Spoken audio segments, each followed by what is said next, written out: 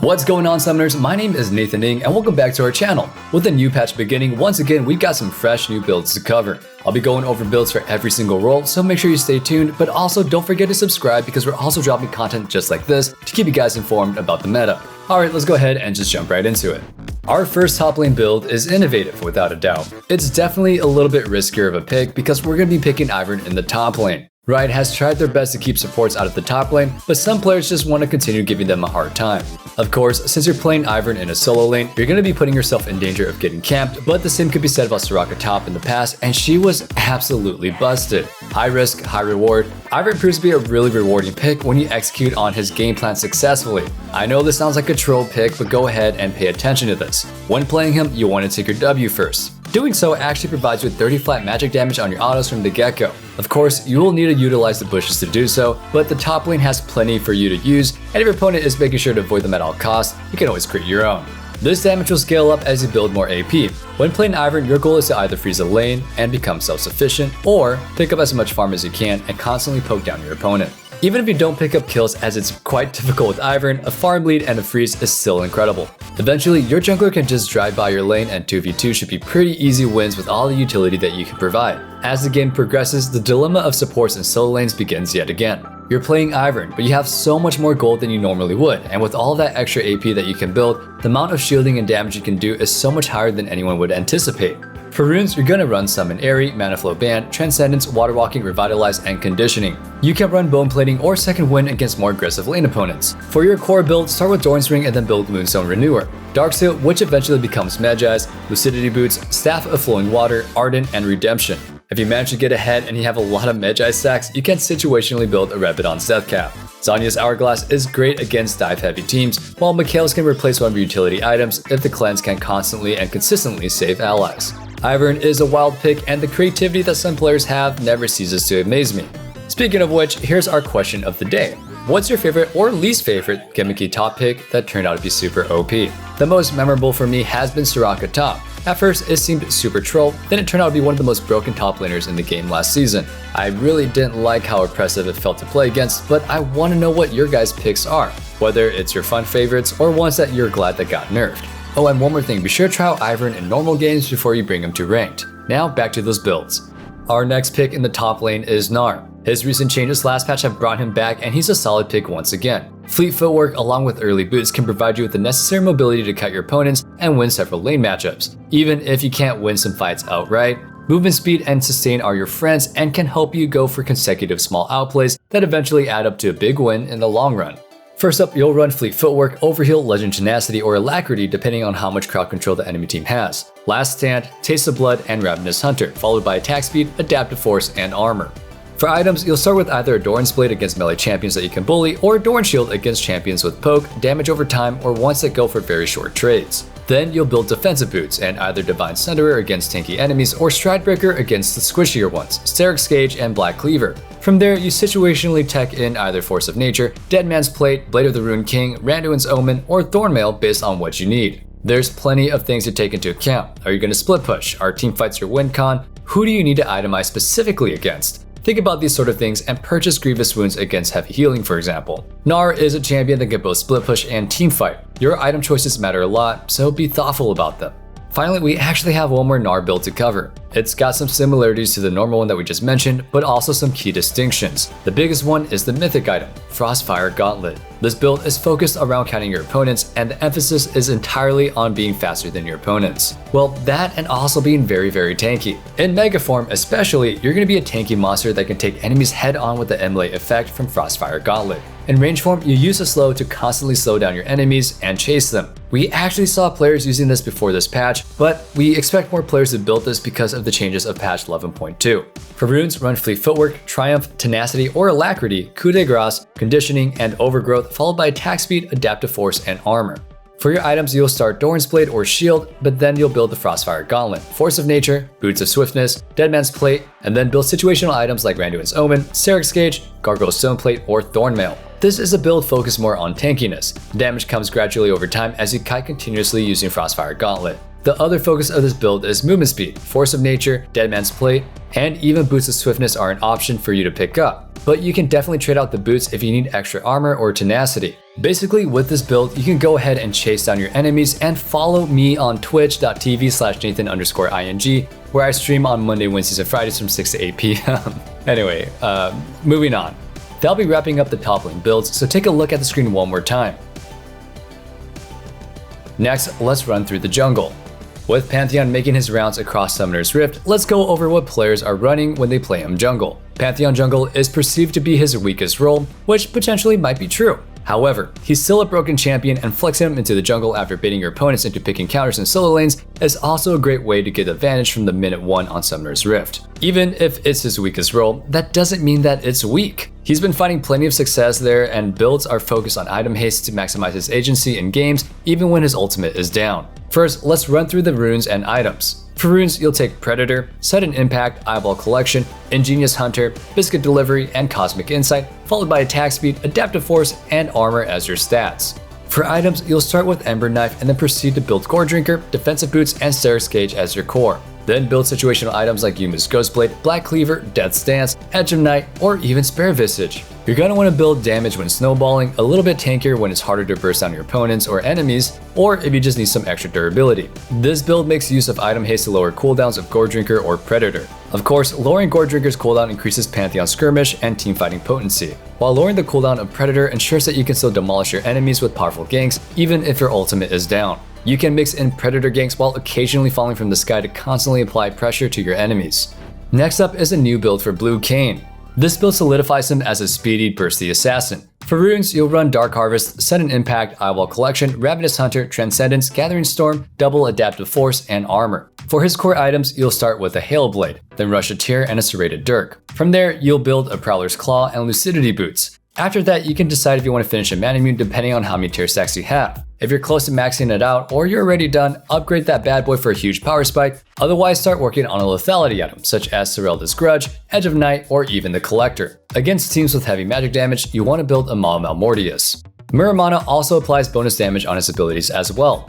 By building it on KAYN, you'll supplement his Shadow Assassin playstyle while also making sure that he has enough mana to work with at all times. Lethality builds tend to lack mana, but by throwing in a Manamune, it's very unlikely that you'll run out of mana during crucial moments. With KAYN's red form being what we see in almost every game he's played, it's nice to see that there's a new build that has developed to support his other form. That'll be covering our jungle builds, so let's take a look at the screen one more time for a quick recap of those as we head to the mid lane next. Some of you are not going to be happy to hear this, but Nunu mid is back. You heard me right. People have started snowballing through games with constant side lane pressure via the gank train once again. Chaotic and constantly looking for potential picks, Nunu thrives in solo queue. Like before, Nunu still deals a surprising amount of damage and his ganks are lethal when you get hit by a giant snowball.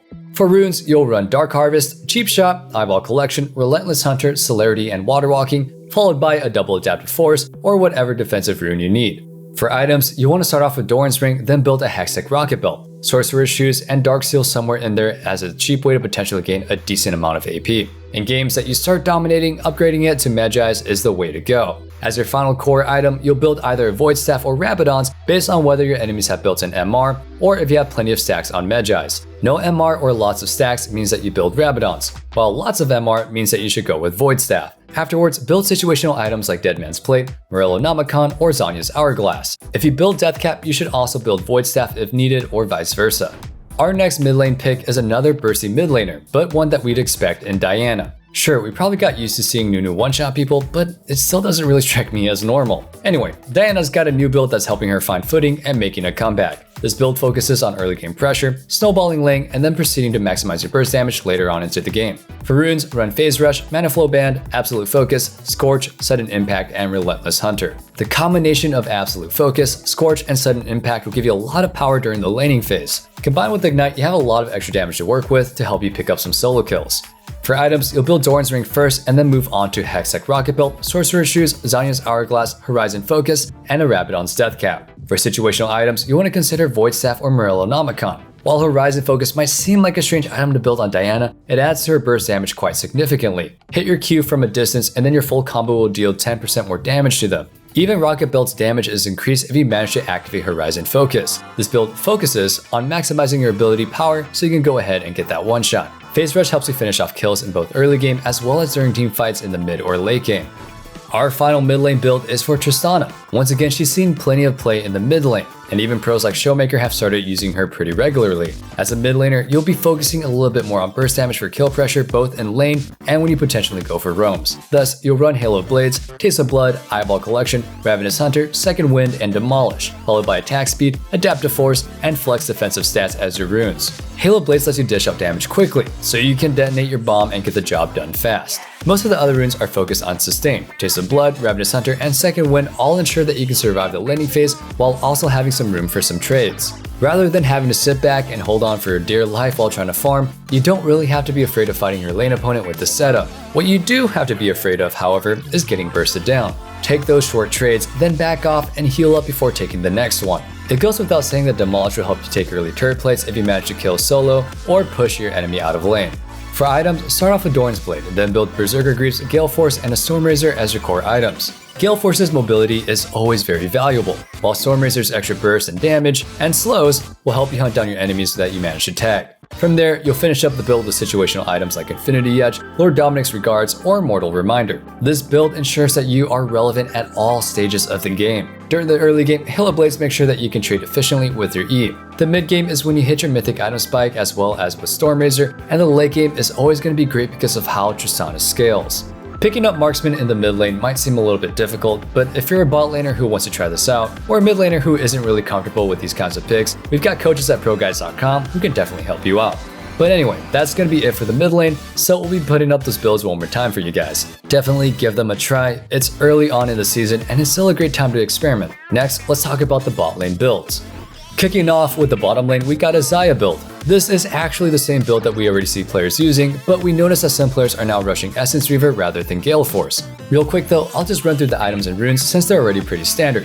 For runes, you want to take Lethal Tempo, Presence of Mind, Legend Alacrity, Coup de Grace, Taste of Blood, Ravenous Hunter, Attack Speed, Adaptive Force, and Armor. For items, you'll start off with Doran's Blade and then build Essence Reaver, Berserker Greaves, Gale Force, Infinity Edge, and Bloodthirster. Your situational items are Mercurial Scimitar, Serelda's Grudge, Guardian Angel, Navori Quick Blades, and Mortal Reminder. The reason why some players rush Essence Reaver is that it has potential to deal a lot more damage than Gale Force early on. Because Essence Reaver is equipped with a Spellblade passive, playing around it can allow you to deal plenty of extra damage. On the other hand, Gale Force is a long cooldown. You get a decent amount of damage from its single use, but then you have to wait out its long cooldown. In contrast, you can expect Essence Reaver to be ready for use again within seconds. Play around with the Spellblade passive, and you can expect to deal more damage during the early to mid game. YASUO is making his presence known as a bot laner once again. It was only a matter of time after all. For runes, you'll want to run Conqueror or Fleet Footwork as your keystone. Conqueror is great against melee champions if you ever run into them bottom, while Fleet Footwork will help you shrug off poke damage from any ranged champions.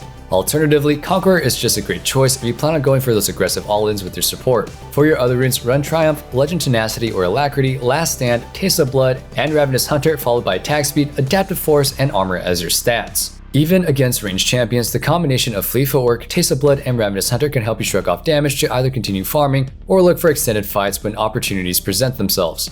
You want to build Doran's Blade or Doran's Shield, followed by Berserker Greaves, Mortal Reminder, Infinity Edge, Divine Sunderer, Serex's Gauge, and Bloodthirster. If needed, swap out some items for Death Stance, Phantom Dancer, Guardian Angel, and Mercurial Scimitar. What this build does is it provides you an incredible amount of sustain as well as anti-healing at the same time. You actually want to build Mortal Reminder and Infinity Edge as your first two items, putting off your mythic purchase. These two items allow you to quickly hit that crit power spike, and you'll also gain access to Grievous Wounds as soon as possible. With how much healing there is in the game, you'll get a lot out of it early on. Level 1 is almost always going to be pretty rough as YASUO, but if your lane opponents aren't trying to poke you out, you can go ahead and attempt to push for a fast level 2 for an aggressive all-in. Otherwise, just play patiently until you have all your abilities, then look for trades. You'll be able to heal back up with the runes and whatever items that you started with. That'll be covering up the bottom lane, so once again, we'll put them up for you guys on the screen one more time. Now, let's wrap things up with the supports. We've got some new support builds to talk about, and of course, we gotta start out by talking about the guy who seems a little bit out of place, Zac. Zac is jumping in to conclusions as one of those champions who is occasionally seen as a support after faking out several of his opponents. Technically speaking, he does have what it takes to be a support. He is somewhat tanky and provides plenty of crowd control and can make use of support items. For runes, run Aftershock, Fawn of Life, Second Wind, Revitalize, Triumph, Legend Tenacity, Ability Haste, Adaptive Force, and Armor. Next are items, starting off with Relic Shield and then building Locket of the Iron Solari, Defensive Boots, and Abyssal Mask. With how much crowd control Zac brings, Abyssal Mask is a very powerful purchase. Usually, when you're jumping in a Zac, you're going to be starting off fights right away. Immobilizing enemies and then increasing the damage they'll take can easily lead your team to victory when you manage to hit important targets. Like other tank supports, building Locket of the Iron Solari can help you bulk up and also protect your teammates when you require some assistance. For situational items, build Thornmail, Randowind's Omen, Spirit Visage, Gargoyle Stoneplate, and Redemption. However, remember that as a support, you are very rarely, if ever, managing to complete a full build. Playing as Zac relies heavily on controlling bushes. Denying your enemy's vision can cause them a great deal of stress. You can always be charging up your E, and that alone should make your opponents play very differently. It's no easy task avoiding Zac's engage from the fog of war. Even with vision, it can sometimes be difficult. Like any other tank supports, you excel at leading the charge and locking down enemies for the rest of your teammates to finish off. You can build tank items accordingly to act as a potential frontliner for your team as well. Alright, we have a new support Lux build that we want to talk about. Do you remember why Lux support was absolutely broken in the past? Well, if any of us don't, I'm gonna remind you guys that it's gonna be her shield. The thing is absolutely ridiculous. It shields when thrown out and it also shields on return. Trying to break through this gigantic shield that can also hit multiple allies is a very difficult task for many opponents. Lux support also provides crowd control, a decent amount of artillery damage, and good zone control. Good use of her E can control fights, while good use of her W can make it twice as hard for your opponents to pick up kills. To play Lux support, the runes that you'll be running are Guardian, Shield Bash, Bone Plating or Second Wind, Revitalize, Physical Delivery, and Cosmic Insight, followed by double Adaptive Force and Armor. For her items, build a Spell Thief's Edge, followed by a Dark Seal into Moonstone Renewer, Lucidity Boots, Staff of Flowing Water, and either Ardent Censer or Redemption. If you manage to start snowballing, you can situationally finish up the Medjais and then purchase a Rabadon Seth Cap instead. Other situational items are Michaela's Crucible, as well as Void Staff.